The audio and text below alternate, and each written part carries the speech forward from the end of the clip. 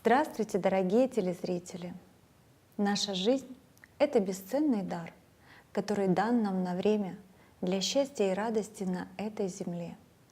Мы можем по-разному относиться к этому дару, можем ценить, беречь, использовать каждую минуту с пользой, а можем, напротив, пренебрегать им, бессмысленно тратить время в разочарованиях, обидах и злости. И только столкнувшись с трудностями и бедами, оценить то, что имели. 22 декабря 1849 года в Санкт-Петербурге на заснеженной площади в ожидании казни были построены узники Петропавловской крепости. Среди них находился 28-летний молодой писатель Федор Михайлович Достоевский. Его тело было сковано 20-градусным морозом и объявлением приговора о смертной казни. Позже он напишет, что в эту минуту у него была одна мысль. Что, если бы не умирать? Что, если бы воротить жизнь? Какая бесконечность! И все это было бы мое. Я бы тогда каждую минуту в целый век обратил, ничего бы не потерял, каждую минуту счетом отсчитывал, уж ничего бы даром не истратил.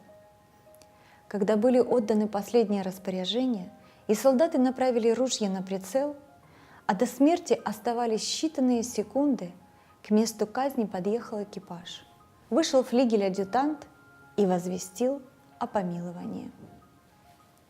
Вечером того же дня приговоренный к 4 годам каторги Достоевский напишет: «Как оглянусь на прошедшее, да подумаю, сколько даром потрачено времени, сколько его пропало в праздности и неумении жить, как не дорожил я им, сколько раз я грешил против сердца моего и духа, так кровью обливается сердце мое.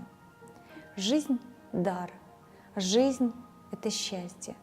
Каждая минута могла быть счастьем». Эти слова можно смело назвать гимном жизни.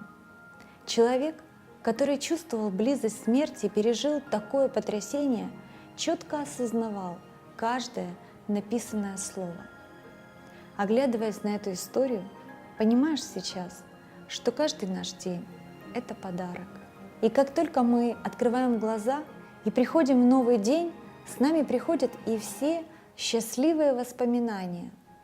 Сегодня, в это непростое время, так важно уделять больше времени тем, кого мы любим, держаться за руки и ценить моменты, когда мы вместе, потому что жизнь наша — это дар, данный нам на время. Найдите время сегодня для любви и общения, потому что каждый день жизни бесценен. Любви вам и добра!